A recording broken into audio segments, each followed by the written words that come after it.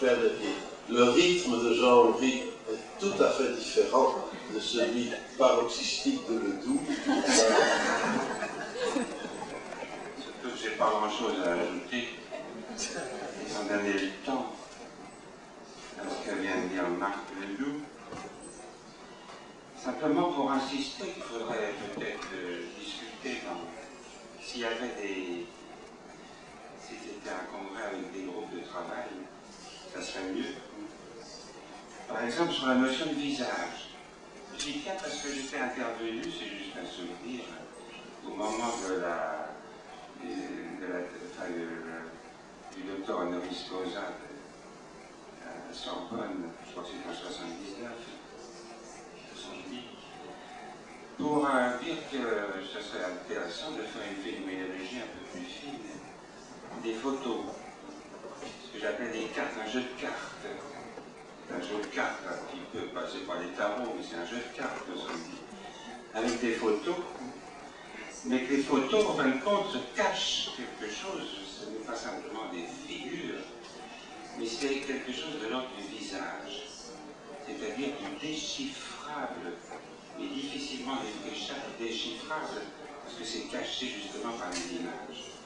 Alors c'est la notion de visage, au sens de Lévinas, si vous voulez, qui serait à approfondir, en tant que là, il y a rencontre, et ce que citait Marc dans ce petit travail de 1975, des congrès Zombie à Paris, hein, c'était une sorte de zombie concret à l'intérieur même d'une clinique psychiatrique où on rencontre des visages de toutes sortes animés, vivants, et qui ne peuvent prendre sens que justement à partir d'une théorisation telle qu'elle est formée par les circuits pulsionnels et par tout le travail de Zombie.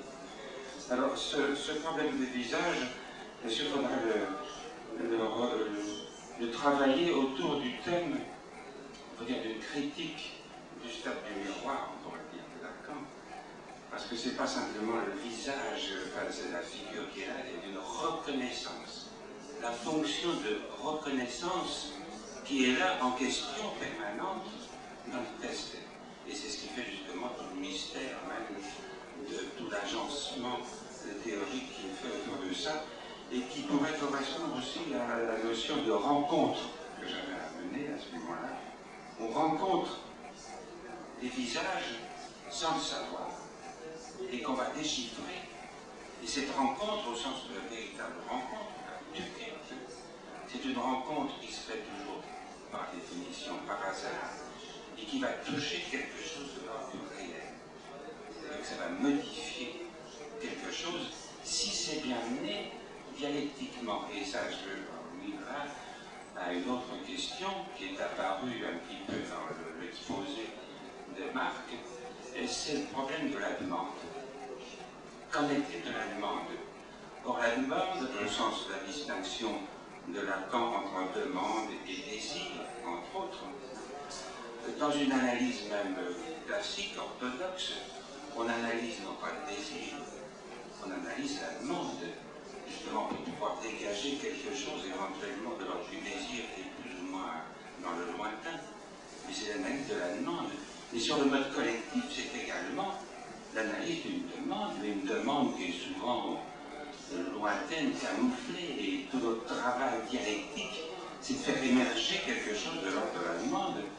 Alors, la difficulté, c'est que dans la... J'en avais déjà fait la remarque, il me semble, au congrès de Zombie, la décade de Cerisy, de poser le problème, disons, de la fonction testologique officielle, telle qu'elle se marque, disons, dans la pratique des hôpitaux, des cliniques et dans les dispensaires. Et c'est, qu'en est-il justement, disons, de la reconnaissance d'une demande? Est-ce que le test de Zombie, le test, doit être considéré, disons, comme un électroencéphalogramme, ou bien comme un autre test, comme ça, on va convoquer le malade. Qu'en est-il de la relation? Est-ce qu'il ne faut pas, justement, dialectiquement, dans une relation transférentielle, fait que la demande vienne du sujet lui-même. Ça me semble important, non pas tellement pour la clarification ou la précision même du texte, mais pour resituer le texte non comme une intrusion, mais dans la marche même, dans l'évolution même, disons dans ce qu'on appelle au sens peircien du terme, une fonction abductive qui est au plus proche justement de ce qui est en question dans la rencontre avec un visage. Alors je pourrais en dire bien plus, bien sûr, mais ça me semblait important de situer ça dans une notion de contexte avec lequel on travaille, et non pas du contexte au sens rabougri du terme, contexte qui est aussi bien avec soi-même, avec les autres, avec autrui, avec le milieu matériel, un petit peu dans le monde, disons, de ce que Lacan appelle, disons, le monde des outils, qui reprend une thématique un petit peu des fabricants fabriqués. Je ne veux pas en dire plus, simplement peut-être pour tenir compte qu'on parle ici dans un centre culturel japonais, dire ce que m'a soufflé tout à l'heure Daniel Rouleau, d'un koan japonais, et qui a peut-être quelque chose à voir avec ce que j'en dis.